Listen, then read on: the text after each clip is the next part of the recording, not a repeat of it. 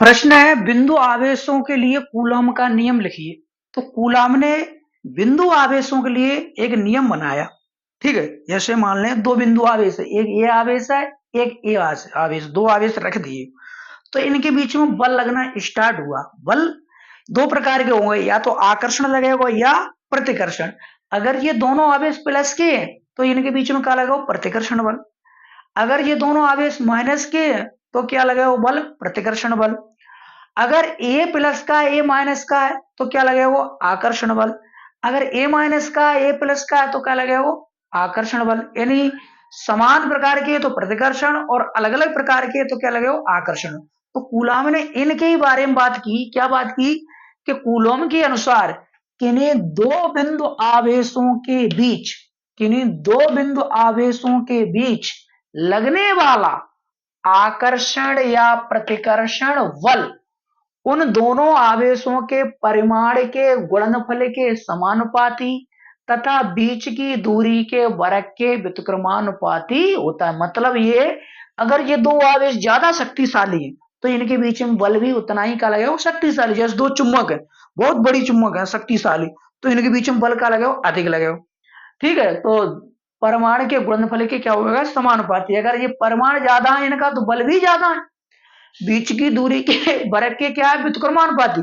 दो चुम्बक अगर पास में रखें तो बल ज्यादा लगेगा, दूरी बढ़ा देंगे वो ज्यादा दूर कर देंगे तो इनमें बल क्या हो जाएगा? कम हो जाएगा। ज्यादा हो अधिक दूर कर देंगे तो बल क्या हो जाएगा? खत्म। बीच की दूरी के वर्ग के क्या है? व्युत्क्रमानुपाती।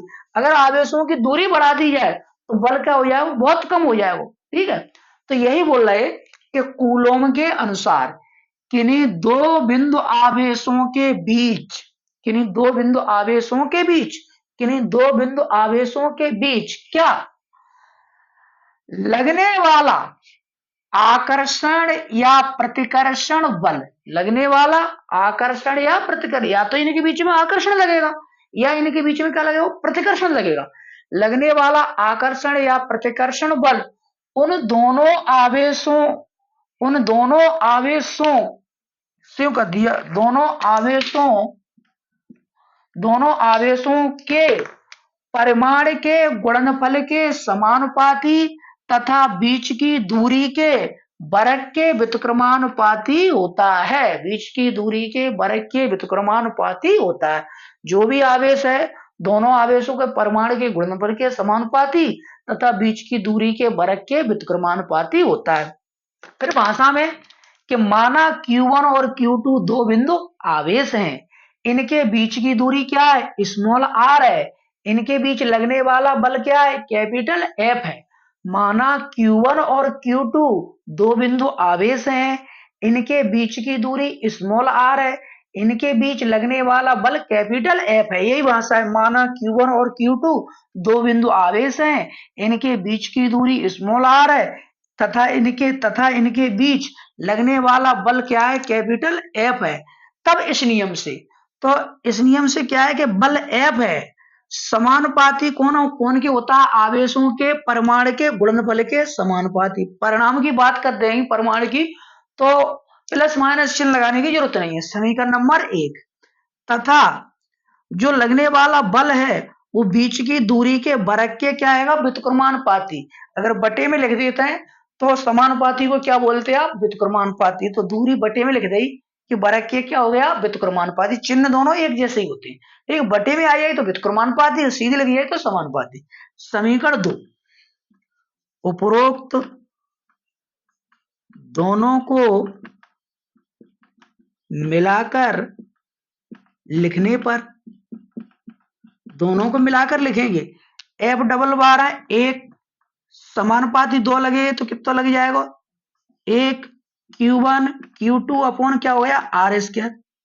जब समानुपाती हटेगा तो बराबर का चिन्ह लग जाएगा, तो बराबर चिन्ह लग गया, एक नियतांक आएगा Q1 Q2 upon are square. समीकरण नंबर 3, जहां ये एक क्या है? नियतांक है। ये एक नियतांक है।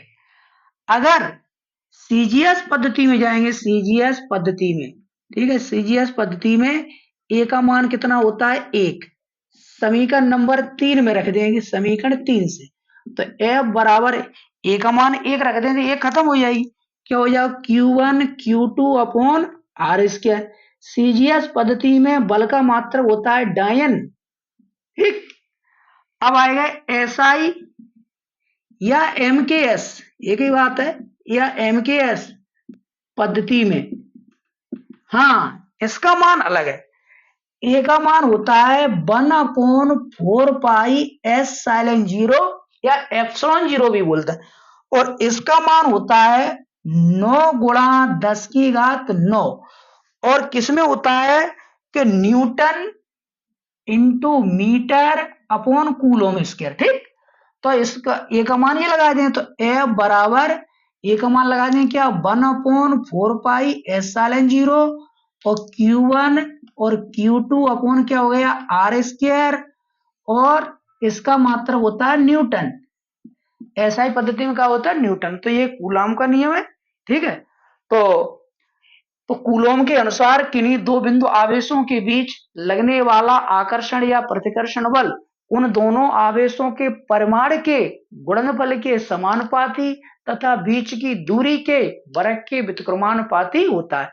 माना Q1 और Q2 दो बिंदु आवेश हैं, इनके बीच की दूरी r है, इनके बीच लगने वाला बल कैपिटल F है। तब इस नियम से F समानुपाती Q1 Q2 समीकरण 1, F समानुपाती 1/r स्क्वायर, ठीक है, इसे व्युत्क्रमानुपाती बोलते हैं बटे के। समीकरण 2, उपरोक्त दोनों को मिलाकर लिखने पर F 2 बार है, एक बार समानुपाती 2 बार है, एक बार Q1 Q2 वन को इंटू कर दें आर स्क्वायर समानुपाती हटे बराबर को चिन्ह एक नेतांक, जहां एक नेतांक है, सीजीएस पद्धति में नेतांक मान कितना होता है एक, एक लगा देंगे यहाँ, तो ये खत्म। F बराबर Q1 Q2 upon are square dine.